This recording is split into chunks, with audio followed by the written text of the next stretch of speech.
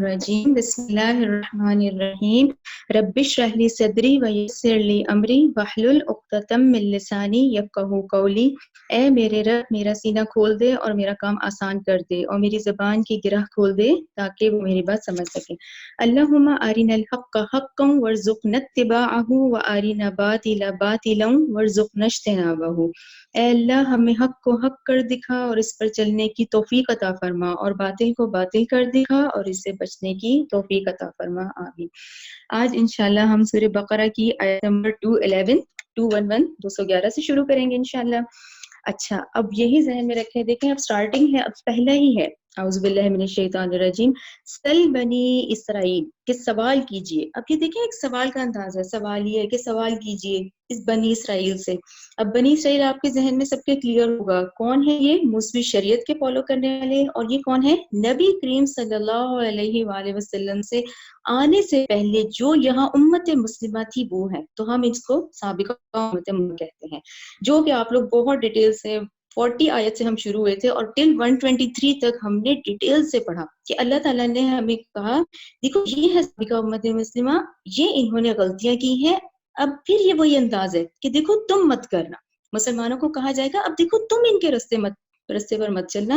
اور وہ بھی آپ لوگوں کو سب کو یاد ہوگا کہ ان سے نبوت اس لیے معزول کی گئی، اس لیے ان سے لی گئی کیونکہ ان کی بدعمالیاں بہت زیادہ بڑی تھیں، یعنی اللہ کے احکامات کی نافرمانی کرنا، پھر اس پہ عمل نہ کرنا، اس وجہ سے پھر یہ نبوت معزول کر کے کہاں بنی اسماعیل میں شفٹ ہو گئی، جو کہ پھر نبی کریم صلی اللہ علیہ وسلم کے پاس آئی۔ اب ہم موجودہ امت مسلمہ ہے، ٹھیک ہے۔ تو سوال کیجئے بنی اسرائیل سے، کم کتنی ہی آتے ہی نہ ہوں ہم نے دی ان کو من آیات بینہ واضح نشانیاں، ٹھیک ہے۔ اس آیت کو ضرور ذہن میں رکھیں، 2 دفعہ ہم یعنی اللہ تعالیٰ نے قرآن میں سورہ بقرہ میں 2 دفعہ کہا ہے کہ یا بنی اسرائیل اذکروا نعمتی التی انعمت علیکم وانی فضلتکم علی العالمین، یعنی کہ وہ انعام جو میں نے تم پر کیا اور تمہیں تمام جہان والوں پہ فضیلت دی تھی ان کو۔ تو اب ان سے کہا جا رہا ہے کہ دیکھو ہم نے کتنی ہی تمہیں ایسی نشانیاں دی واضح، ومن یبدلا پھر وہ شخص جو بدل دیتا ہے نعمت اللہ کی نعمتوں کو۔ اب آپ دیکھیں جو انہوں نے کیا کیا، اللہ کی نعمت کو بدل ڈالا، من بعد ما اس کے بعد کہ جاءتہم وہ آ گئی تھی ان کے پاس، فإن اللہ تو یقیناً اللہ شدید بہت سخت عقاب سزا دینے والا ہے۔ دیکھیں اللہ تعالیٰ کا ایک قاعدہ قانون آپ کو قرآن میں ملے گا، ایک دم سزا نہیں ملے گی، ایک دم پکڑنی آئے گی، مہلت بھی دی جائے گی۔ آپ کے اور میرے ارد گرد دیکھیں قرآن ہے، ترجموں کے ساتھ ہے، تفسیر کے ساتھ ہے، احادیث ہے، ریفرنسز ہیں، ہے نا کلیئر چیز۔ تو یہ پھر یہ ہے کہ اب وہ شخص جس نے بدل ڈالا اللہ کی نعمت کو، اس کے بعد کہ آ گئی اس کے پاس، یقیناً پھر اللہ بہت سخت سزا دینے والا ہے۔ یہاں ضرور یہ دیکھیں سورہ بقرہ 61 ہے نا، سورہ بقرہ 61 ابھی ہم نے پڑھی ہے، یہ کیا ہے، ان پہ کیا ضربت علیہم الذلہ والمسکنہ، کہ مسلط کر دی تھی ان پر ذلت اور محتاجی۔ کیوں پڑھی، کیوں ہم نے یہ آیت پڑھی، ابھی 61 میں پڑھا ہے نا کہ بنی اسرائیل کا کہ ان پر ذلت اور محتاجی مسلط کر دی گئی۔ دیکھیں کیوں کری، ان کے پاس تورات تھی، ان کے پاس شریعت موسوی تھی، سب کچھ تھا نا، اس کے باوجود جب انہوں نے اللہ تعالیٰ کے احکامات کی نافرمانی کی تو ذلت تھوپ دی گئی، یعنی چسپاں کر دی گئی، تھوپ دی گئی۔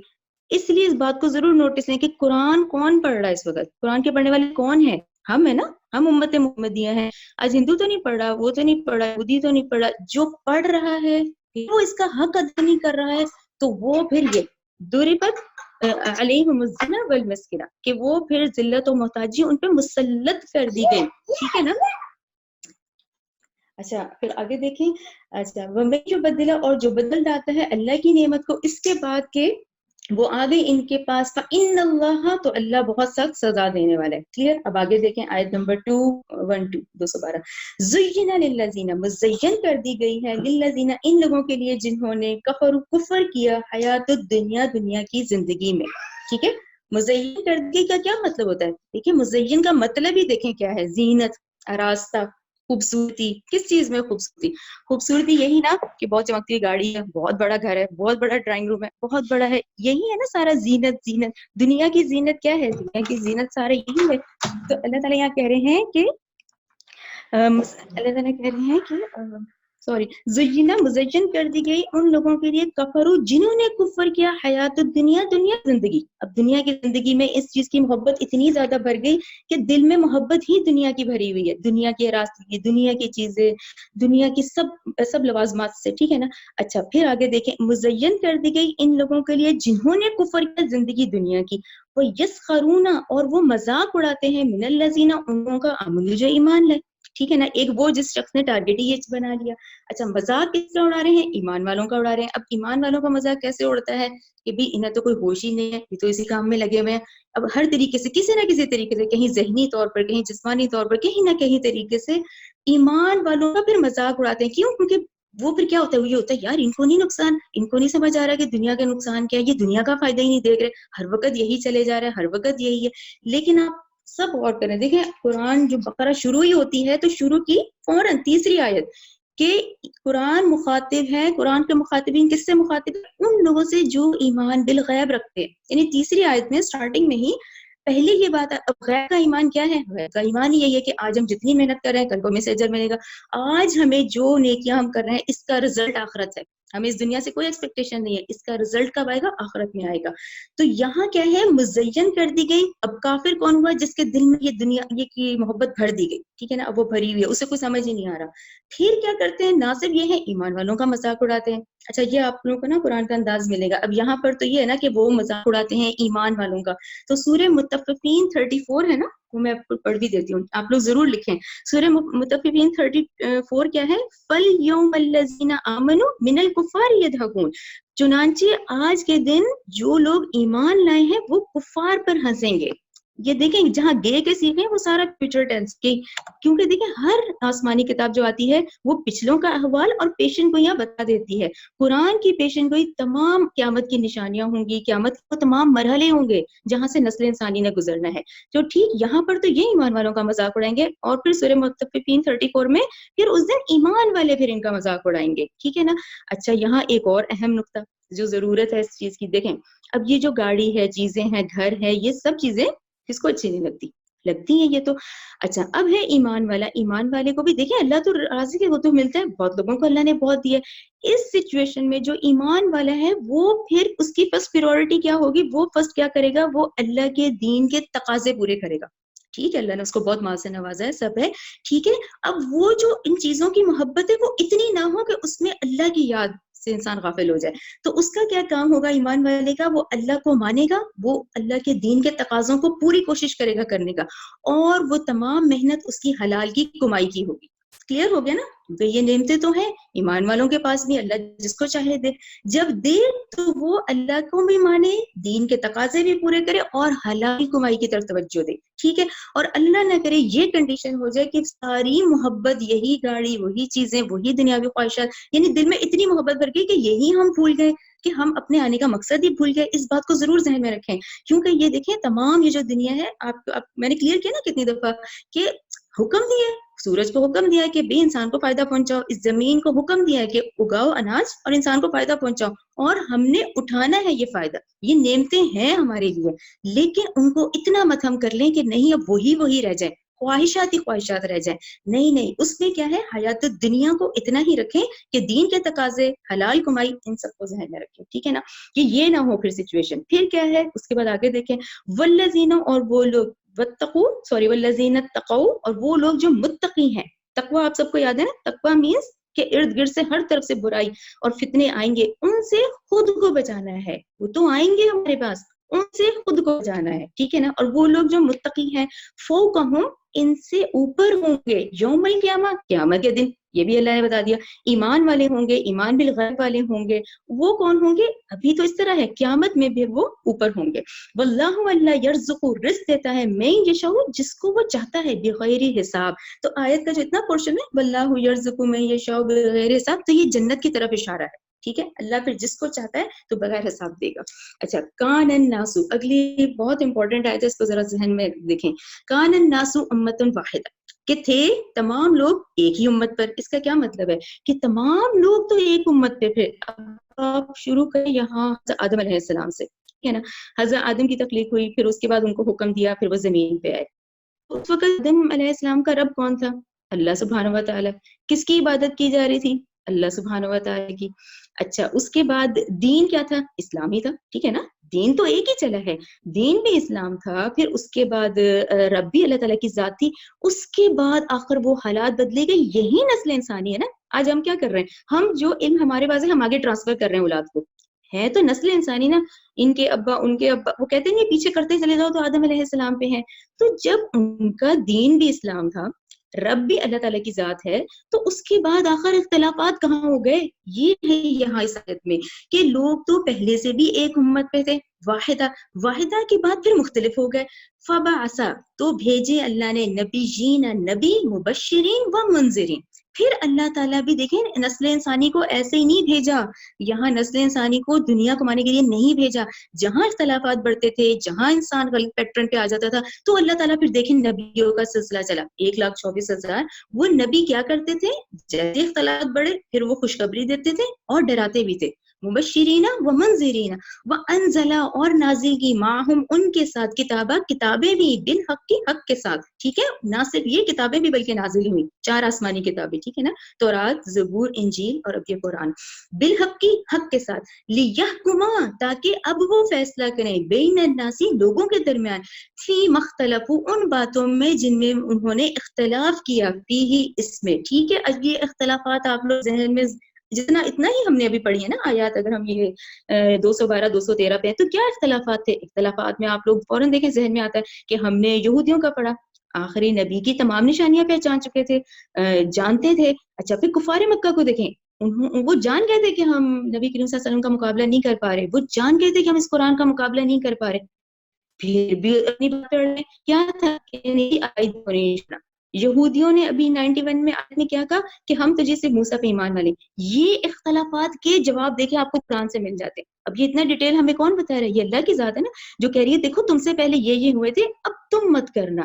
تو یہ اختلافات ہیں جن کا ذکر ہے, ان تمام اختلافات کو ذہن میں رکھیں. پھر آپ لوگ آگے جائیں گے تو انشاءاللہ حضرت مریم علیہ السلام کے بارے میں کہ یہودیوں نے ان پہ بہتان لگا دیا, تو یہ بہت بڑا بہتان لگایا ان پہ. تو اس کی کلیریفیکیشن دیکھیں ہمیں قرآن کر دیتا ہے. وہ لوگ چاہے جو باتیں کریں, اصل آپ کو قرآن بتا دیتا ہے. تو یہ ہے سارا کہ جہاں جہاں نسل انسانی میں آتا ہے اختلافات, تو یہ آیات بھی آتی ہیں, یہ نبی بھی آتے ہیں, وہ مبشرین بھی ہیں, منذرین بھی ہیں, خوشخبریاں بھی سنانے والا اور ڈرانے والا بھی ہے. پھر اس کے بعد اس کتاب سے وہ فیصلے کریں جن میں وہ اختلافات کرتے ہیں. کلیئر ہو گیا؟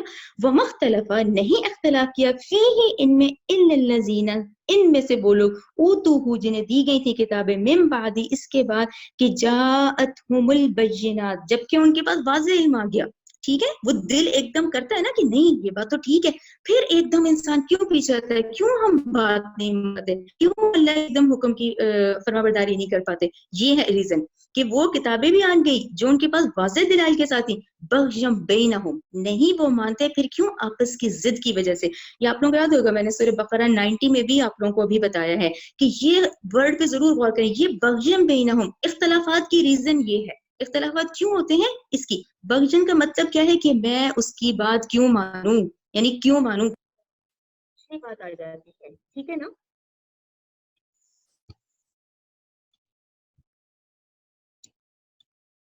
رائٹ. تو اس کے بعد کیا ہے؟ بغیم بینہم فہد اللہ, پھر ہدایت دی اللہ, اللہ نے, الذین, ان لوگوں کو جو آمنوا, ایمان ہے, لا, اس بات کے کہ اختلفوا, انہوں نے اختلاف کیا, فیہ, اس میں, بالحق کی حق سے, رب کے حکم سے.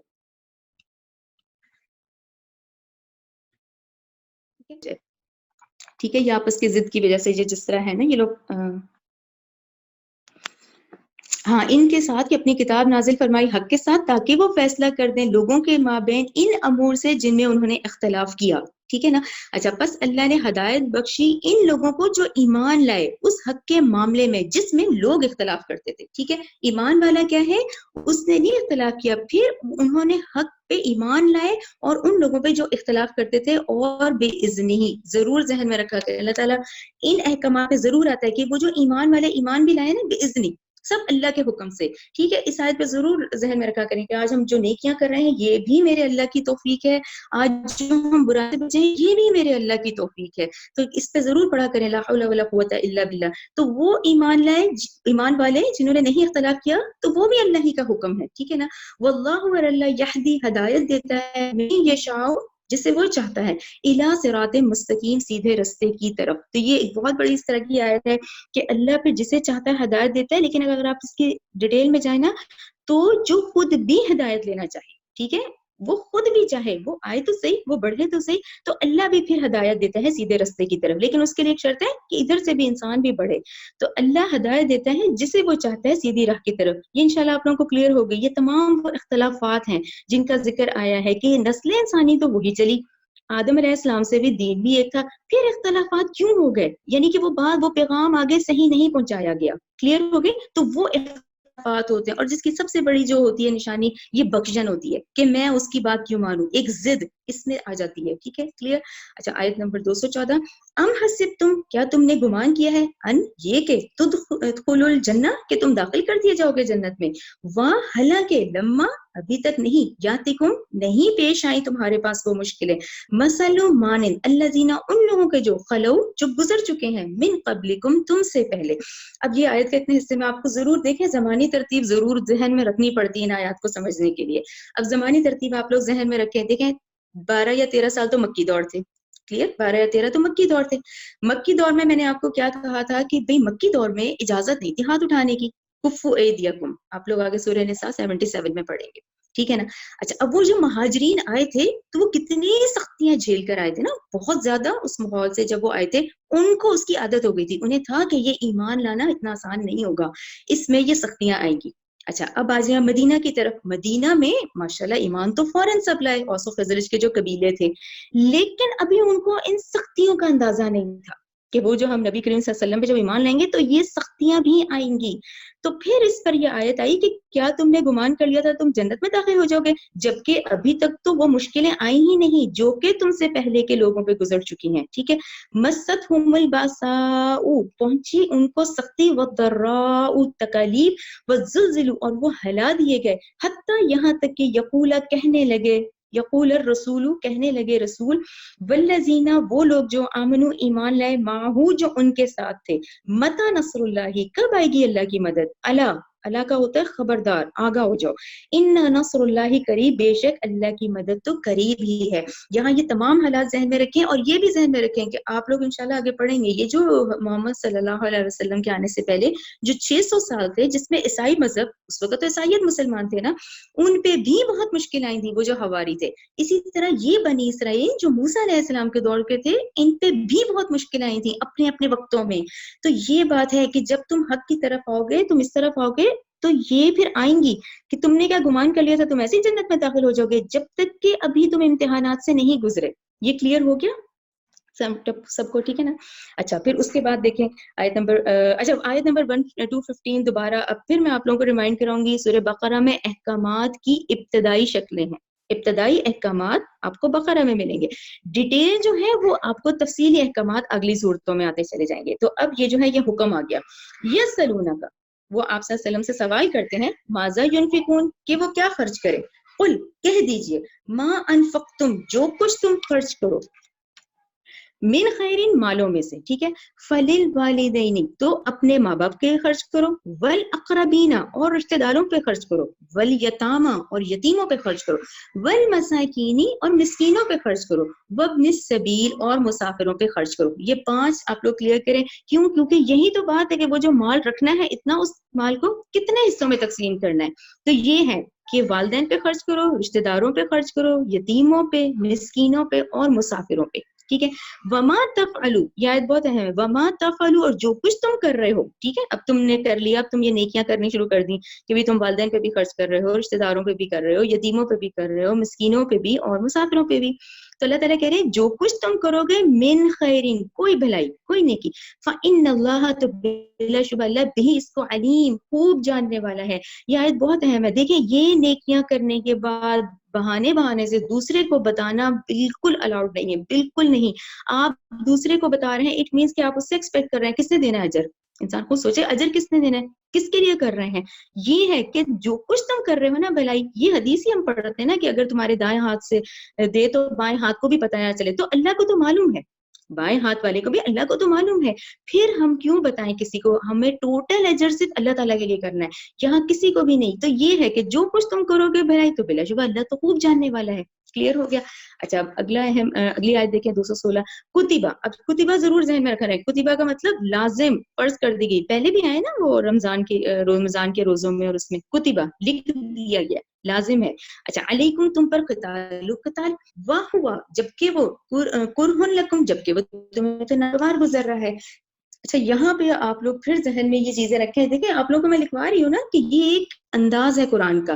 اب یہ کیوں آ گئی قتال کی آیت آئی، یہاں آپ لوگ ضرور ذہن میں رکھیں. جو قرآن میں ہے نا سورہ محمد، سورہ محمد آگے جا کے آئے گی. سورہ محمد کا دوسرا نام سورہ قتال ہے. سورہ محمد کا دوسرا نام سورہ قتال ہے.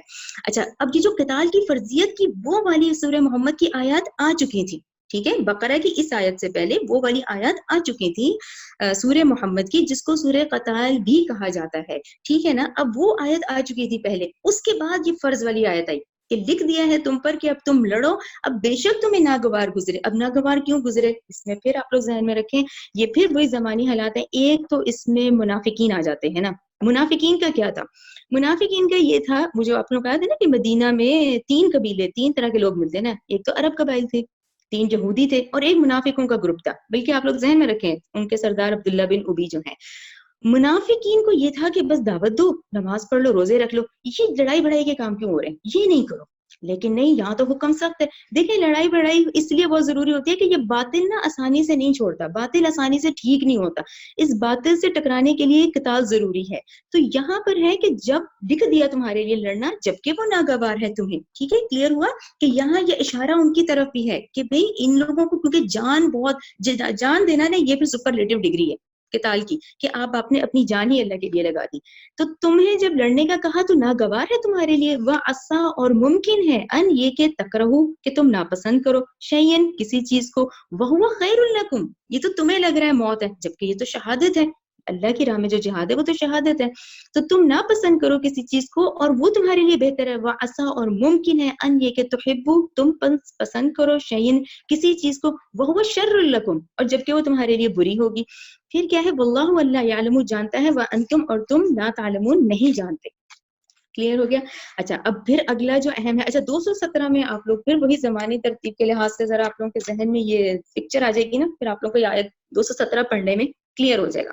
اچھا اب یہ دیکھیں، یہ ہے سعودی عرب کا میپ، ٹھیک ہے نا. یہیں پہ ہی ہو رہا ہے نا سارا، مکی 12 حالات ہیں. پھر اس کے بعد ہجرت کر کے مدینہ گئے. اب آپ لوگ ذرا غور سے سنیں. مدینہ آنے کے بعد، ٹھیک ہے، ہجرت ہو گئی، مدینہ آ گئے. اچھا اب مدینہ آنے کے بعد، ٹھیک ہے، اب یہ کیا تھے؟ کفار مکہ تو بہت اس میں آ گئے تھے کہ ان لوگوں کی اتنی شدید مخالفت تھی کہ آخر ہجرت کا حکم آ گیا. ہجرت کا حکم آ گیا، یہ لوگ مدینہ گئے. مدینہ آنے کے بعد اب یہ ہوتا ہے کہ نبی کریم صلی اللہ علیہ وسلم تھوڑے تھوڑے دستوں کی شکل میں 10 12 16 اس طرح کے لوگ یہ نا بھیجے جاتے تھے. یہ بھیجے جاتے تھے کہ دیکھو قریش کی نقل و حرکت آج کل کیا چل رہی ہے، کیا ہو رہا ہے. ضرور یہ چلتا رہا نا، 2 سال چلتا رہا، یہ ذہن میں رکھیں، 2 سال چلتا رہا، کیونکہ غزوہ بدر 2 سال بعد ہوتی ہے، ٹھیک ہے.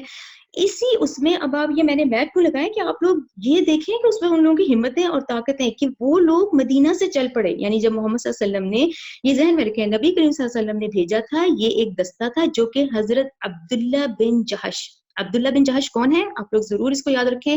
نبی کریم صلی اللہ علیہ وسلم کی جو زوجہ محترمہ ہے ام المومنین حضرت زینب بنت جہش، جن کا آگے قرآن میں بھی کافی ذکر ہے، ان کے بھائی ہیں عبداللہ بن جہش. تو رسول اللہ نے ان کے ساتھ چند افراد کے ساتھ بھیجا اور ان کو کہا کہ نخلا کے مقام پہ جاؤ. یعنی یہ لوگ مدینہ سے چلے، اور یہ نخلا ذہن میں رکھیں. نخلا کا ذکر نا بار بار قرآن میں آئے گا، کافی جگہ آتا ہے. تو نخلا آپ لوگوں کے ذہن میں ہو، طائف اور مکہ کے مڈ میں ہے، ٹھیک ہے نا. طائف اور مکہ کے مڈ میں یہ نخلا کا مقام ہے، وادی نخلا اس کو کہا جائے گا. اور اس کا اتنا ذکر آئے گا کہ آپ لوگ سورہ انفال میں، سورہ جن میں، یعنی سورہ احقاف میں کافی جگہ یہ آئے گا. تو نخلا آپ لوگوں کے ذہن میں ہو کہ یہ نخلا کی وادی ہے جہاں ان کو کہا گیا کہ جاؤ اور قریش کی نقل و حرکت دیکھو. انہوں نے وہاں دیکھی. اب وہی والی بات، قریشیوں کے ساتھ ان کی تھوڑی سی مڈ فیلڈ، یعنی آپس میں ذرا تصادم ہو گیا. اچھا اس میں مسلمانوں کے ہاتھوں کیا ہوا؟ ایک مشرک عمرو بن عبداللہ، وہ مارا گیا، ٹھیک ہے نا. ایک مشرک تھا عمرو بن عبداللہ، وہ وادی نخلا میں مارا گیا. اب آپ یہ ذہن میں رکھیں، ہجرت کے بعد یہ پہلا خون ہو گیا تھا جو مسلمانوں کے ہاتھ ہو گیا، ٹھیک ہے نا.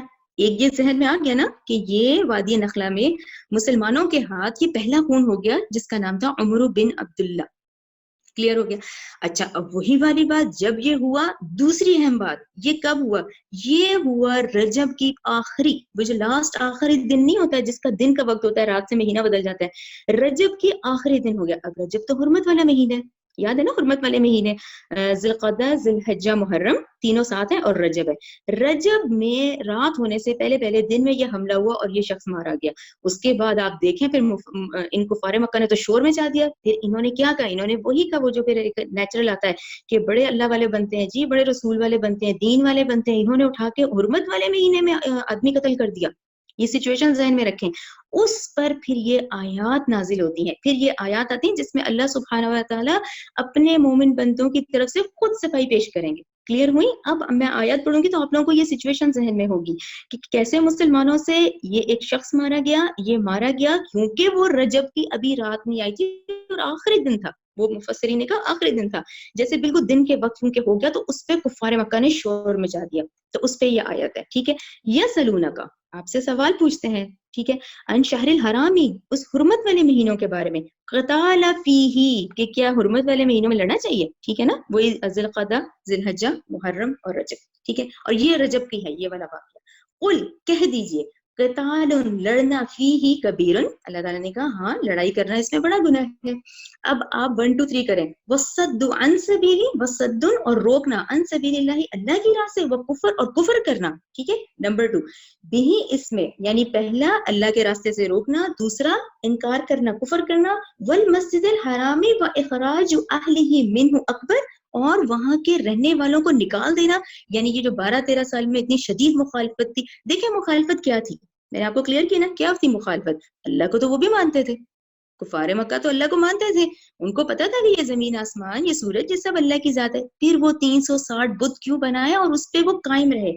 یہ ہے اتنا، یعنی کہ شدید مخالفت ایمان والوں سے، حتیٰ کہ ان کو نکلنا پڑا وہاں سے. تو اللہ تعالیٰ نے کہا اللہ کے راستے سے روکنا، کفر کرنا، مسجد حرام کے رہنے والوں کو وہاں سے نکال دینا، وہ کیا ہے؟ منہ اکبر، وہ اس سے بھی زیادہ بڑا گناہ ہے. ٹھیک ہے. اب آپ نے دیکھا کہ اللہ سبحانہ و تعالیٰ اپنے مومن بندوں کے لیے گویا خود صفائی پیش کریں کہ تم بتاؤ اب تم نے کیا کیا، تم نے یہ اتنے غلط کام کیے، اللہ کے راستے سے روک رہے ہو، کفر کر رہے ہو، مسجد حرام کے رہنے والوں کو تم نے یہاں سے رہنے نہیں دیا بلکہ وہ چلے گئے. تو یہ زیادہ بڑا کفر ہے عند اللہ، اللہ کے نزدیک.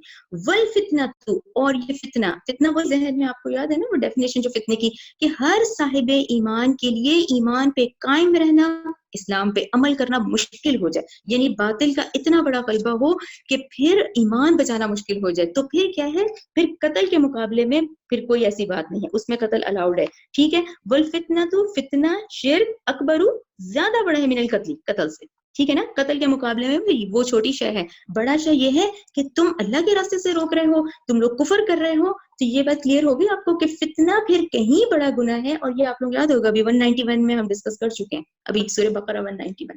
ولا یزالون، اور وہ کافر تو ہمیشہ ہی، یقاتلونکم، لڑتے رہیں گے تم سے، حتیٰ یہاں تک کہ یردوکم، کہ وہ پھیر دیں تمہیں، عن دینکم، تمہارے دین سے.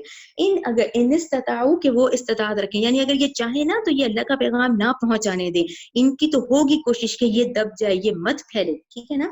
یہ کرتے رہیں گے کوششیں کفار کہ وہ تمہیں پھیر دے تمہارے دین سے. ٹھیک ہے. اگر وہ چاہیں تو یہ کریں. وَمَن يُرْتَدْ، اب اللہ تعالیٰ نے کہا جو شخص بھی ایسا کرے گا، پھر جائے گا، منکم، تم میں سے، عن دینہ، اپنے دین سے، فَيَمُتْ، تو وہ مر جائے گا، وہ مرے گا، وَهُوَ کافر، تو وہ کافر ہی ہوگا.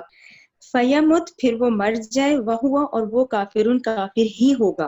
اب دیکھیں یہ پیچھے سے کیونکہ آ رہا ہے کہ تم میں سے وہ شخص جو پھر جائے اپنے دین سے، تو اللہ تعالیٰ کہہ رہے ہیں پھر وہ کافر ہی ہوگا. فَأُولَئِکَ، تو یہی لوگ، حبطت، برباد ہو گئے، اعمالہم، ان کے اعمال، فی دنیا میں، و آخرت میں. اب یہ کن اعمال کا ذکر ہے؟ دیکھیں یہاں کیونکہ یرتد کا بات آ رہی ہے کہ وہ پھر گئے، یعنی پہلے جو نمازیں پڑھی، روزے رکھے، عبادت کی، وہ سب ختم ہو گئی. کیونکہ اللہ تعالیٰ کہہ رہے ہیں جو شخص پھر جائے تم میں سے اپنے دین سے، پھر وہ مرے تو وہ کافر ہی ہوگا. اور یہی لوگ ہیں جن کے برباد ہو گئے ان کے اعمال، دنیا میں بھی آخرت میں بھی. وَأُولَئِکَ، اور یہی لوگ، اصحاب النار، یہی لوگ پھر دوزخی ہیں، ہم وہ، فیہا، اس میں، خالدون، ہمیشہ رہیں. ان الذین، بے شک، بلا شبہ وہ لوگ، آمنو، جو ایمان لائے، والذین، اور وہ لوگ جنہوں نے ہاجرو، ہجرت کی، وجاہدوا فی سبیل اللہ، اور جہاد کیا اللہ کی راہ میں. دیکھیں یہ بڑا اہم نقطہ ہے. ہم جہاد کو ایک دم وہی سمجھتے ہیں، وہی جو میدان جنگ والا، ٹھیک ہے نا. دیکھیں جہاد، جہد جیم حادیر، اور اس کا روٹ ورڈ ہے جدوجہد، کوشش کرنا. جہاد کرنا اللہ کی راہ میں، یہ تو سارا دن چلتا ہے. یہ 24 گھنٹے میں آپ حساب لگا لیں، آپ کتنا ہے جو اللہ کے احکامات پہ گزر رہا ہے، جس میں اللہ تعالیٰ کی فرما برداری ہو رہی. یہ کوشش ہی ہے، یہی کوشش ہے.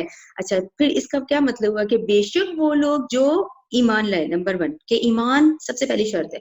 پھر وہ لوگ جنہوں نے ہجرت کی، ٹھیک ہے، اور انہوں نے اللہ کی راہ میں جہاد کیا. اب جہاد کے اندر تمام سب چیزیں آ جاتی ہیں، آپ کی تمام تر کوشش جو اللہ کی راہ میں لگ رہی ہے، تمام تر کوشش، چاہے وہ جسمانی ہے، چاہے وہ وقت کی ہے، چاہے کسی کا گھر لگ رہا ہے، کسی کی چیزیں لگ رہی ہیں. ہاں یہ ضرور ہم کہیں گے سپرلیٹو ڈگری جو ہے وہ میدان جنگ ہے، ٹھیک ہے نا.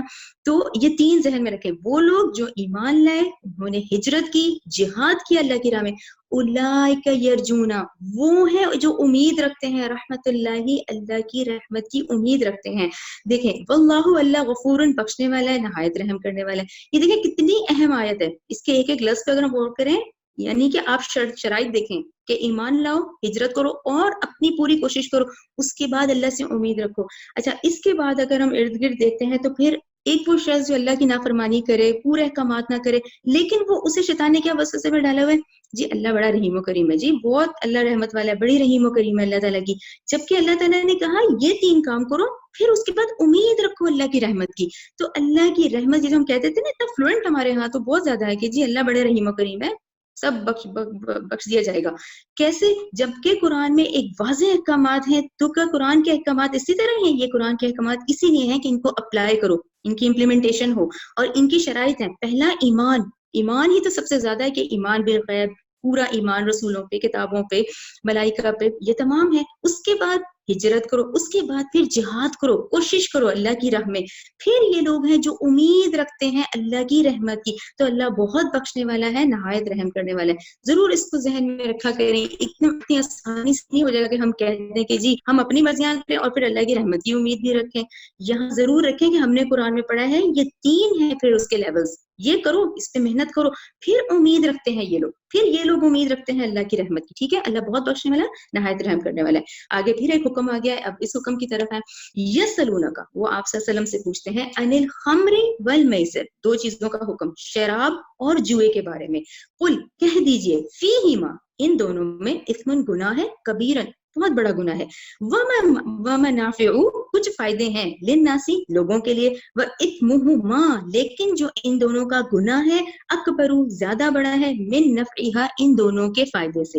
اچھا یہاں ضرور آپ کو میں پھر دوبارہ کہوں گی، یہ وہی آپ لوگ سب ذہن میں رکھیں، سورہ بقرہ 106، اس میں ہم نے کلیئر پڑھا تھا نا کہ یہ اللہ کا حکم ہے، یہ اللہ کا دین ہے. اگر موسوی شریعت تھی اس وقت وہ والے احکامات تھے، حضرت آدم کی شریعت تھی وہ والے احکامات تھے. شریعتوں میں فرق آتا ہے. اب آپ اور میں کون ہے؟ امت محمدیہ میں سے یہ ہمارے احکامات ہیں. ان احکامات میں سے یہ اللہ کا آرڈر ہے، اور اس میں پھر ہم نے یہ بھی کلیئر کیا کہ بھئی جب اگلا آتا ہے تو پچھلا حکم منسوخ کر دیا جاتا ہے. اسی طرح آپ لوگ سب لکھیں ہیں کہ شراب کی ممانعت کا یہ پہلا حکم ہے، یعنی پہلا آئے گا، پھر دوسرا سورہ نساء میں آئے گا، تیسرا فائنل آرڈر پھر سورہ مائدہ میں پڑھیں گے ہم لوگ. تو یہاں ضرور آپ لوگ لکھیں کہ شراب کی ممانعت کا یہ پہلا حکم ہے، کہ یہاں اللہ تعالیٰ نے کہا کہ یہ جوئے اور شراب جو ہیں ان میں گناہ ہے، لیکن ابھی کہا کہ ومنافع، کچھ فائدہ ہے ان میں، ٹھیک ہے، لوگوں کے لیے. ان کا گناہ ان کے فائدے سے زیادہ ہے، یہاں یہ آپ لوگوں کو کہا گیا. اچھا اب یہاں یہ بات سمجھ آتی ہے نا کہ یہ اس کو کیوں جوڑا گیا، یعنی یہ جوڑا گیا شراب کو اور جوئے کو. دیکھیں شراب کیا ہوتی ہے، شراب میں انسان نشے میں آ گیا، حقائق سے دور ہو گیا. اب آپ کو یہ نہیں سمجھ آ رہا حقیقت کیا ہے، یہ حقائق سے دور ہو گیا، ٹھیک ہے نا. اچھا پھر اس کے بعد سب سے بڑی کیا، محنت سے جی چرانا. جوئے میں بھی یہی ہوتا ہے. جوا کیا ہے، بیٹھے بیٹھائے پیسوں کا آنا. تو دونوں کا کیا ہے مین، کہ دونوں کا کام ہے محنت سے جی چرانا. محنت سے جی چراؤ، تو یہ کیا ہے، دونوں کام اس طرح کے ہیں. تو ان پہ فائدے بھی ہیں، لیکن ان کا گناہ جو ہے وہ ان کے فائدے سے زیادہ ہے. تو یہ پہلا حکم آیا ہے شراب کا، ٹھیک ہے نا. اچھا وہ یسألونک، اور وہ آپ سے پوچھتے ہیں، یہ اگلا حکم آ گیا. وہ یسألونک، وہ آپ سے پوچھتے ہیں، ماذا ينفقون، کہ وہ کیا خرچ کریں، ٹھیک ہے. اچھا یہاں پہ میں ضرور آپ لوگوں سے ایک دفعہ سورہ بقرہ کی ہی 195 پڑھوں گی نا، تو آپ لوگوں کو یہ آیت انشاءاللہ کلیئر ہو جائے گی. سورہ بقرہ 195. देखिए सूरह बकरा 195 की आती, सूरह बकरा 195 में अल्लाह ताला ने कहा है व अनफिको, तुम खर्च करो अल्लाह की राह में, वला तुल्कू भी ऐदीकुम, तुम अपने आप को हलाकत में मत डालो। तो अब यही है ना कि खर्च करो, कितना करो। अच्छा फिर हमने ये वाली आयत भी पढ़ ली अभी कि भी उसकी कैटेगरीज हैं। अल्लाह ताला ने कहा जो माल जमा किए हुए उसको खर्च करो वालिदैन पर, रिश्तेदारों पर, यतीमों पर, मिस्कीनों पर और मुसाफिरों पर। ये भी खर्च के हवाले से आप लोगों ने पढ़ा अभी 215 आयत। अब आ जाए 219 की तरफ। अब अल्लाह ताला कह रहे हैं, वो पूछते हैं आपसे कि क्या खर्च करें, अब इनको बताओ क्या है। अब अल्लाह का हुक्म आ रहा, कुल कुलिल अफू। कुलिल अफू का क्या मतलब है? कह दीजिए जो जरूरत से जायद हो। इसका क्या मतलब? ये बहुत गहरी बात है। देखिए जरूरत का वर्ड पहले आया। जरूरत क्या है? इंसान को जो इस दुनिया में जरूरियात चाहिए वो उसको रखनी है अपने पास। जितने कपड़ों की जरूरत है, जितने बर्तनों की जरूरत है, जितने घर में स्पेस की जरूरत है, जितने माल की जरूरत है वो रखो। आपको पूरे कुरान में कहीं नहीं आएगा कि भाई रहबानियत करो, जंगलों में निकल जाओ। नहीं, इस्लाम एक पूरा मुनज़्ज़म निजाम है। पूरा पूरे खानदान के साथ रहो, शादियां भी करो, हकूक अदा करो, वालिदैन का भी करो, शोहर के हकूक रखो, औलाद की तरबियत करो, फिर उसके बाद आपका मेरा हिसाब किताब होगा। कहीं नहीं मुझे पूरे कुरान में मिला कि जी यहाँ पर हो कि जी आप निकल जाएं जंगलों में इधर उधर। रहबानियत अलाउड नहीं है। तो कुलिल अफ क्या क्या मतलब हुआ? करो अपनी जरूरत पूरी। आप लोगों को जो जरूरत है अपनी जरूरत पूरी करो। लेकिन जब तुम देख रहे हो तुम्हारी जरूरत इसने पूरी करी और जो बाकी इतना भर भर के रखा हुआ है और इतना एक्स्ट्रा जिसको हम सर प्लस कहते हैं उसको अल्लाह के लिए निकाल दो। यानी एक रूल पता चल गया ना, एक हुक्म आ गया कि वो कहते हैं खर्च करो। क्या खर्च करें? माजा यूनफिकून कुलिल अफ। उनसे कह दीजिए कि जो जरूरत से जायद है। हर एक देखिए इसको जरूर इम्प्लीमेंटेशन करें। देखिए आगे हिकमत भी आई है। कजाली का जब तुम ये काम करोगे, अब देखिए ना जब ये काम करेंगे तो क्या होगा। देखें अब इतनी ज्यादा इंसानी जरूरत इतनी भर ली है, अब सारा ध्यान उन जरूरतों पे पड़ा है। ये कहीं होगा, अब वो नहीं होगा, अब दुनियावी जरूरतें पड़ जाएं, अब उसमें पड़ जाएं। यही होगा ना, जरूरतें अपनी बढ़ा लेंगे ज्यादा तो क्या होगा। म्यारे जिंदगी अब बना लिया है, अब उसके स्टैंडर्ड पे रुके हुए हैं, अब ये करें। इसमें अल्लाह की मोहब्बत और आखिरत पे ईमान नहीं आएगा, क्योंकि फोकस वही रहा। अब ऑटोमेटिक ध्यान वही जरूरतों पे पड़ा हुआ है। अच्छा अब अगर इस इंशाल्लाह जैसे इसको इम्प्लीमेंटेशन में करते हैं तो बड़ी आसानी हो जाएगी। भाई इतने ही कपड़े रखने हैं जितनी जरूरत है, जब आगे होगी तो तवक्कुल अल्लाह होगा कि जब अल्लाह देगा। अच्छा इसी तरह हर घर की हर चीज में जो भर भर के रखी हुई है उसको जरूरत के मुताबिक रखेंगे। जब रखेंगे तो क्या होगा, कज़ालिका युबय्यिनुल्लाहु, इसी तरह बयान करता है अल्लाह लकुम, तुम्हारे लिए, आयाती, अपने ये अहकामात, लअल्लकुम ततफक्करून, ताकि तुम गौर व फिक्र करो। जब आप अपने आप को जरूरतों में इतना उलझा देंगे हमारे पास वक्त नहीं होगा, कैसे वक्त निकलेगा? सारा ध्यान तो जरूरतों पे लगा हुआ है। जब ये करोगे तो गौर व फिक्र करोगे, फिर इंसान गौर करता है, फिर इंसान अल्लाह की मोहब्बत ढूंढेगा, फिर ईमान पर, ये आखिरत पर ईमान आएगा। देखिए बार बार आ रहा है ना, आखिरत पे ईमान लाओ, आखिरत पे ईमान लाओ। ये दुनिया तो एक थोड़ी सी जगह है, यहाँ तो कुछ भी नहीं है। यहाँ इतना, ये देखिए ना कितनी खूबसूरत वो हदीस है अभी हमने पढ़ी है ना कि दुनिया से मोमिन व जन्नतुल काफिर। ये तिरमिजी की हदीस है 232। ठीक है ना। दुनिया जो है वो मोमिन के लिए एक कैद खाना है और काफिर के लिए तो बाग है। अब मोमिन यहाँ कैसे रहेगा? हाँ आप अपनी जरूरत क्या करें, जितनी आपको जरूरत है एक्स्ट्रा सारा निकाल दें, एक्स्ट्रा सारा। और क्यों निकालें? तो अल्लाह ने कहा ताकि तुम गौर फिक्र करो। फिर उसके बाद इंसान गौर फिक्र करेगा ना। हाँ ये जरूर है कि फिर अगर जो बचा बचा के और भर भर के रखेंगे, इट मीन्स कि उनका अल्लाह पे एतमाद और तवक्कुल नहीं है। अब वो लग रहा है कि नहीं पता नहीं कल मिलेगा नहीं मिलेगा। इस तरह से अल्लाह ने यहाँ पर एक रूल बताया, अपना अहकामात में से एक अहकामात बताया कि जो जरूरत की है जायद को तुम निकाल दो ताकि तुम गौर व फिक्र करो। क्लियर हो गया? अच्छा इसके बाद अगली आयत देखें, फिर दुनिया वाल आखिरा, करो गौर व फिक्र दुनिया का भी आखिरत का भी। जितनी दुनिया की जरूरत है उसको पूरा करो और अपनी आखिरत की फिक्र करो। देखिए ये समझाने का अंदाजा ना कि आखिरत की फिक्र करो, आखिरत अबदी है, आखिरत हमेशा रहने वाली है। दुनिया में ये वक्त जो है ना, इस वक्त सबसे बड़ी दौलत वक्त है। इस वक्त को पकड़ लें कि ये वक्त एक एक लम्हा, और उसके बाद हमारे ये अमल, ये जहन में रखें आप सब। ये इंसानी अमल जाया होने वाली चीज नहीं है, यही इंसानी अमल है जो कि कल को वहां काम आने। यहाँ पर एक एक अमल का, हमने एक एक अमल का हिसाब देना है। यानी जो एक एक पल है ये इतना इंपॉर्टेंट। देखिए मौत तो जब आनी है वो तो अल्लाह ने टोटल, आप लोग सूरह लुकमान में भी पढ़ेंगे, वो टोटल अल्लाह के इख्तियार में, कब किसको आनी है कुछ आज तक ना किसी को पता चला। तो वो तो फिर अमाल नामा ही रुक जाएगा। तो यहाँ पर अमाल जहन में रखा करें, इंसानी अमाल जाया होने वाली शय नहीं है। तो करो, दुनिया की भी करो जितनी इसकी जरूरत है, और आखिरत की भी करो। वो यस्सलूनका, वो पूछते हैं आपसे, अनिल यतामा, यतीमों के बारे में। अच्छा अब ये जो हुक्म आया है ना यतीमों वाला, फिर मैं आप लोगों को कहूंगी आप लोग जरूर लिखें सूरह बनी इसराइल 34। देखिए ये कुरान का अंदाज है कि आप कुछ आयत पहले आती हैं, उनके जवाब बाद में आते हैं। मैं जब वो पढ़ूंगी ना तो आप लोगों को ये क्लियर हो जाएगी। सूरह बनी इसराइल 34।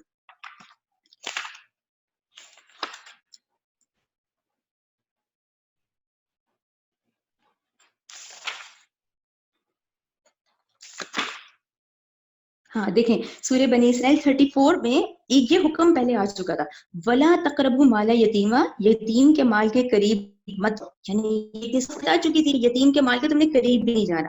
اب یہ کون ہے؟ تو وہ صحابہ ہیں جو کہ ہر وقت اس میں ہوتے تھے کہ ہم محنت کریں کہ جو حکم آئے ہم اس کو کرنا ہے۔ اس آیت سے پہلے آپ لوگ یہ سمجھ لیں، ٹھیک ہے نا؟ اچھا، ان کو یتیم کے مال کی اتنی فکر ہو گئی کہ اس وقت اتنا اس طرح تو نہیں تھا، بلکہ وہ اتنے مشکل حالات ہی تھے نا، اس میں ان کو یہ ڈر لگا کہ ایسا نہ ہو کہ ہم یتیم کا کوئی حق مار دیں کہ کیا کریں، تو یہ تنگی کے باوجود ان کے برتن الگ کر دیے، ان کا کھانا پینا، ان کا بس ان کو ڈر لگ گیا کیونکہ وہ آیت پہلے آ چکی تھی، سورہ بنی اسرائیل آیت 34 آ چکی تھی۔ اس کے بعد صحابہ اتنا ڈر گئے کہ وہ اتنے کانشیس ہو جاتے تھے نا کہ ہمیں تو یہ اللہ کا حکم ماننا ہے، کہیں ایسا نہ ہو ہم سے غلطی ہو جائے، کہیں ہم یتیم کے حق مال سے نہ کچھ کر لیں، کہیں ایسی غلطی نہ ہو جائے۔ اس پہ پھر یہ نرمی کا ہوا کہ دیکھو اب یہ آیت دیکھیں، وَيَسْأَلُونَكَ عَنِ الْيَتَامَى، آپ سے یتیموں کے بارے میں پوچھتے ہیں، قُلْ کہہ دیے اصلاح لہم خیر، ان کی اصلاح تو بہت بہتر ہے، وَإِنْ، اور اگر، تُخَالِطُوهُمْ فَإِخْوَانُكُمْ، تم ان کو اپنے ساتھ ملا لو تو تمہارے بھائی ہی ہیں۔ یہ بات کلیئر ہوئی آپ لوگوں کو کہ وہ جو ڈر آ گیا تھا اس آیت سے، وہ ان لوگوں نے اپنے برتن تک الگ کر دیے تھے۔ اب وہ تو بہت ایسا ماحول نہیں تھا جہاں اتنے بڑے بڑے کمرے ہوں یا بہت سارے ہوں، اسی میں ہی وہ ڈر گئے تھے، انہوں نے احتیاطاً یتیم کا حساب کتاب کر دیا تھا۔ تو اللہ تعالیٰ نے کہا تم ان کو اپنے ساتھ ملا لو، وہ تمہارے بھائی ہی ہیں۔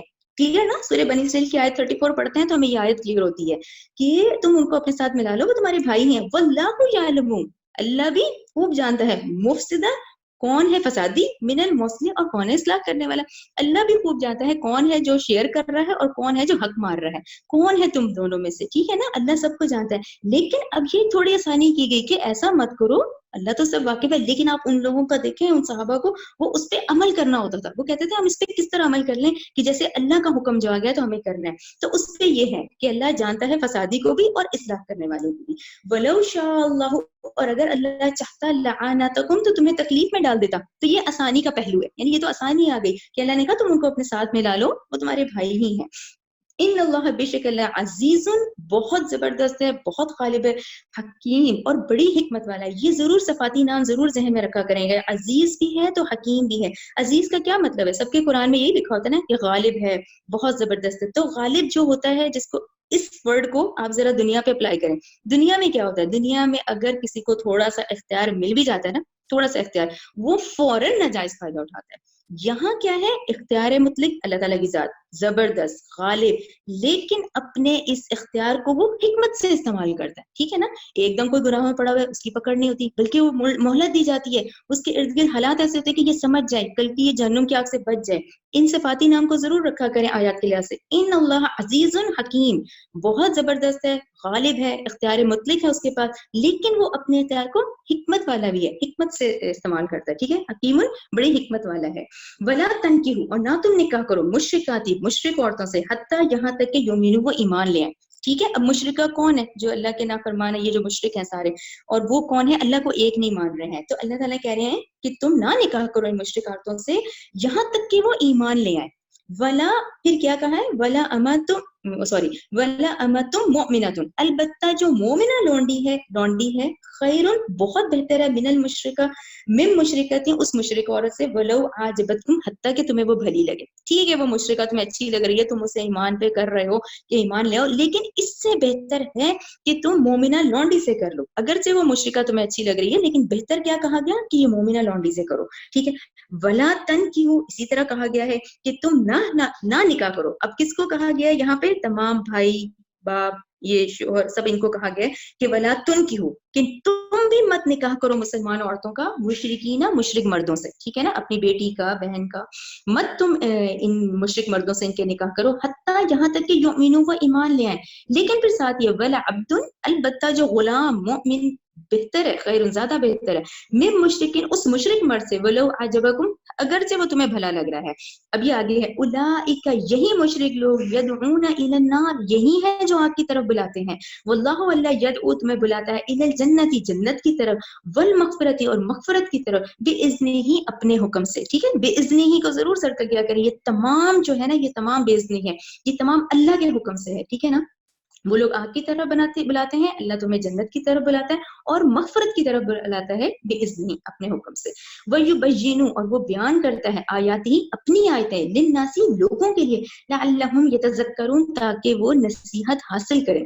کریکٹ. اب دیکھیں اگلا حکم آ گیا. اگلا حکم پیریڈز کا ہے، مینسز کا. وَيَسْأَلُونَكَ، وہ آپ سے سوال کرتے ہیں، عن المحیط، حیض کے بارے میں.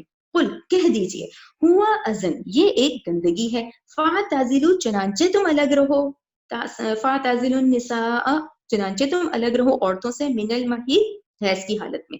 ولا تقربوهن، اور نہ تم ان سے قربت کرو، نہ تم مباشرت کرو، نہ ان کے ساتھ صحبت اختیار کرو ان سے، حتیٰ، یہاں تک کہ یطہرن، حتیٰ کہ وہ پاک ہو جائیں.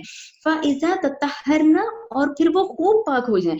فاتہن، تو تم آؤ ان کے پاس، من حیث، جہاں سے امرکم اللہ، حکم دیا تمہیں اللہ نے. ٹھیک ہے نا. اب حکم دیا اللہ نے، یہ کون سا ہے؟ وہاں سے آؤ جہاں سے پیداوار کی امید ہے. اور یہ ایک ایسا رستہ ہے جو اللہ تعالیٰ نے ہر ایک کی فطرت میں ڈالا ہوا. ٹھیک ہے، یہ وہی ہے جو اللہ تعالیٰ کی طرف سے ہر ایک کی فطرت میں ہے. تو وہیں سے آؤ جہاں سے پیداوار کی امید ہے.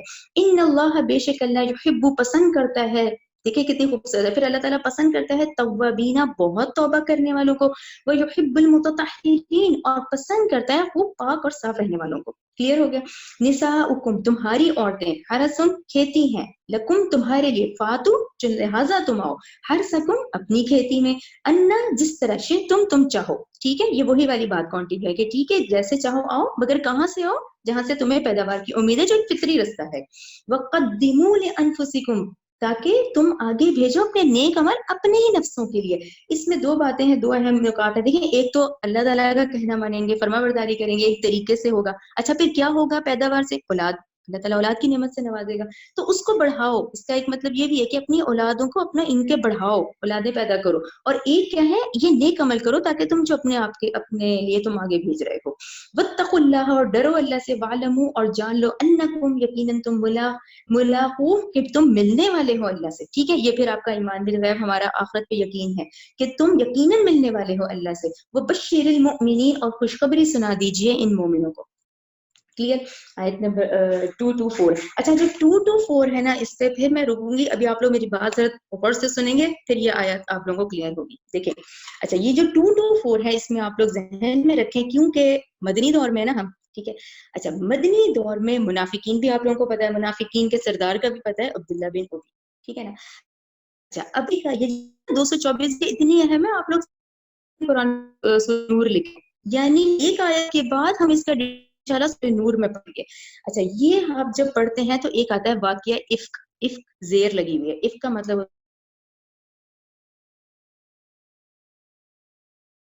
ہوتا ہے بہتان. عائشہ رضی اللہ تعالیٰ عنہ پہ تہمت لگائی، زنا کا الزام لگایا. رائٹ. اچھا، اب یہ تہمت جب لگائی، یہ تو منافقین کا معاملہ تھا نا، انہوں نے لگا دی. ٹھیک ہے نا. اچھا، اس میں ہوا کیا؟ اس میں ہوا اس طرح کہ 3 اہل ایمان بھی اس کی زد میں آ گئے. 3 اہل ایمان بھی مدینہ میں وہ ان باتوں میں آ گئے. اب وہ کون تھے؟ یہ بہت اہم ہے. سب سے پہلے اس میں سرکاری شاعر تھے، جو نبی کریم صلی اللہ علیہ وسلم کے سرکاری شاعر تھے، وہ تھے حسان بن ثابت. رائٹ. دوسرے تھے مستح. مستح ضرور ذہن میں رکھیں، میم سین طاء، مستح. مستح تھے حضرت ابوبکر صدیق کے خالہ کے بیٹے، کزن تھے مستح. ٹھیک ہے. اور تیسری تھی حمنہ بنت جحش. حمنہ بنت جحش جو ہیں، یہ نبی کریم صلی اللہ علیہ وسلم کی جو زوجہ محترمہ ہے زینب بنت جحش، ان کی بہن تھی. یہ 3 بھی اس کی زد میں آ گئے، یعنی یہ 3 بھی ان باتوں میں آ گئے اور یہ بھی اس میں شامل ہو گئے جن منافقین نے حضرت عائشہ پہ الزام لگایا تھا. اچھا، اب بات جو ہماری ہے فوکس، وہ ہم مستح کو کریں گے فی الحال. جو مستح کے بارے میں نے آپ کو بتایا نا، یہ حضرت ابو بکر کے خالہ کے بیٹے تھے. کہیں آپ کو خالہ کے بیٹے ملے گا، کہیں رشتہ دار ملے گا. اچھا، یہ بہت غریب تھے، بہت غریب مسلمان تھے. ان کو حضرت ابو بکر فل سپورٹ کرتے تھے، پورا ان کا کھانے کا، پینے کا، تمام چیزوں کا سپورٹ کرتے تھے نا، بہت زیادہ. ٹھیک ہے نا. غریب رشتہ داروں کا حق تھا، رشتہ دار تھے. اب جب انہوں نے ہی ان کی بیٹی پہ الزام لگا دیا، کتنی بڑی بات ہے. حضرت ابو بکر جو کہ سپورٹ کر رہے ہیں، جو کہ اس کا اتنا خیال کر رہے ہیں، تو ان کو رنج نہیں ہونا؟ تو ان کو بہت رنج ہوا کہ اس کو میں اتنا کرتا ہوں، اس نے ہی میری بیٹی پہ الزام لگا دیا، اور یہ ان میں شامل ہو گیا منافقین میں. اس پہ حضرت ابو بکر نے پھر ظاہری بات ہے اس کیفیت میں انہوں نے قسم کھا لی. انہوں نے قسم کھا لی کہ میں نہ اس کے ساتھ نیکی کروں گا، نہ میں اس کو یہ سپورٹ کروں گا، اور نہ میں اسے صلح کروں گا. انہوں نے جیسی کی. اور آپ دیکھیں اس پر پھر یہ آیت نازل ہوتی ہے جب حضرت ابو بکر نے کہا کہ انہوں نے قسم کھا لی کہ میں اب اس کا روک دوں گا, میں اس کو نہیں کروں گا, اور نہ میں اس کو خرچہ پانی کا وہ جو پورا کر رہے تھے, پورا اس کا گھر چلا رہے تھے, انہوں نے منع کر دیا کہ میں نہیں کروں گا یہ نیکی. اس پہ دیکھیں پھر یہ آیت آتی ہے. اب آپ لوگ یہ آیت پڑھیں گے تو آپ لوگوں کو سمجھ آ جائے گی. ولا تجعلوا, نہ تم بناؤ اللہ کو عردتن, نشانہ, ٹھیک ہے, لی ایمانکم, اپنی قسموں کا, ان, یہ کہ تبرو سوری, کہ تم نیکی نہیں کرو گے, وہ تتقو, اور تم تقوی نہیں اپناؤ گے, وہ تصلحو, اور تم صلح نہیں کرو گے, بین الناسی, لوگوں کے درمیان, واللہ سمیع علیم, تو اللہ خوب سننے والا ہے, خوب جاننے والا ہے. ابھی آپ لوگ یہ ضرور ذہن میں رکھیں, میں اس کا فل ڈیٹیل انشاءاللہ ہم سورہ نور میں پڑھیں گے, لیکن یہ نہیں دیکھیں ایک تو ہوتا ہے وہ والی تاریخ کی بات جو کہ ہمیں ضروری کرنی ہے کہ اچھا حضرت ابوبکر نے اس طرح کیا تو فوراً یہ آیات ہوئی کہ نہیں تم تو کیوں تم نے ایسی قسم کھائی کہ تم نیکی نہیں کرو گے اور تقوی اور اصلاح نہیں کرو گے. لیکن یہ خطاب ہم سے بھی ہے, یہ عام مسلمان سے بھی ہے کہ دیکھو ایسی قسمیں مت کھاؤ. یہ ان کا نہیں تھا, کیوں انہوں نے روک دیا؟ تو اس پہ اللہ نے کہا مت تم بناؤ اللہ کو ان کی قسموں کا نشانہ کہ تم نیکی نہیں کرو گے, تقوی نہیں کرو گے اور صلح نہیں کرو گے لوگوں کے درمیان, جبکہ اللہ خوب سننے والا, خوب جاننے والا ہے. یہ بھی کنٹینیو ہے. لا یؤاخذکم, نہیں مؤاخذہ کرے گا, مینس اللہ نہیں پکڑے گا تمہیں, اللہ باللغوی, لغو پر, فی ایمانکم, تمہاری ان قسموں پہ جو لغو ہوتی ہیں. اب یہ لغو کون سی والی ہوتی ہیں؟ یہ دیکھیں ایک عرب کا انداز ہے, وہ ہر بات میں واللہ سے شروع کریں گے. بہت لوگ ہوتے ہیں وہ کہیں گے اللہ کی قسم, قسم سے, ہر بات کی سٹارٹنگ ہی ان کی قسم سے ہوتی ہے, یا یہ عرب کا انداز, ہر بات میں واللہ واللہ. یہ والی کو نہیں پکڑے گا اللہ تعالیٰ, نہیں پکڑے گا تمہاری ان لغو قسم کی قسموں کو. ولیکن, اس کو ہم اس لیے سر کریں گے, لیکن یؤاخذکم, وہ پکڑے گا تمہیں, بما, اس پر جو, کسبت, جو کمایا, قلوبکم, تمہارے دلوں نے, یعنی وہ قسم جو باقاعدہ کھائی جائے گی, جیسا کہ یہ تو اس کا کفارہ آیا گیا. اچھا یہاں آپ لوگ ضرور سورہ بقرہ 89 سورہ مائدہ 89 لکھیں. سورہ مائدہ 89 میں اس کا کفارہ پڑھیں گے ہم, یہ بھی کفارہ نہیں نا آیا, سورہ مائدہ 89 میں اس قسم کا کفارہ آئے گا. واللہ, اور اللہ, غفور, خوب, بہت بخشنے والا ہے, حلیم, بہت بردبار ہے.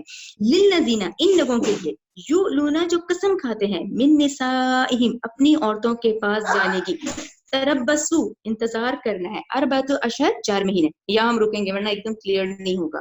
دیکھیں یہ جو ہے نا کہ عورتوں کے پاس نہ جانے کی قسم کھا لیتے تھے, اس کو ایلا کہتے ہیں, الف یہ لام الف, ایلا. ایلا کا مطلب ہے کہ بیوی کے پاس نہ جانے کی قسم کھا لینا.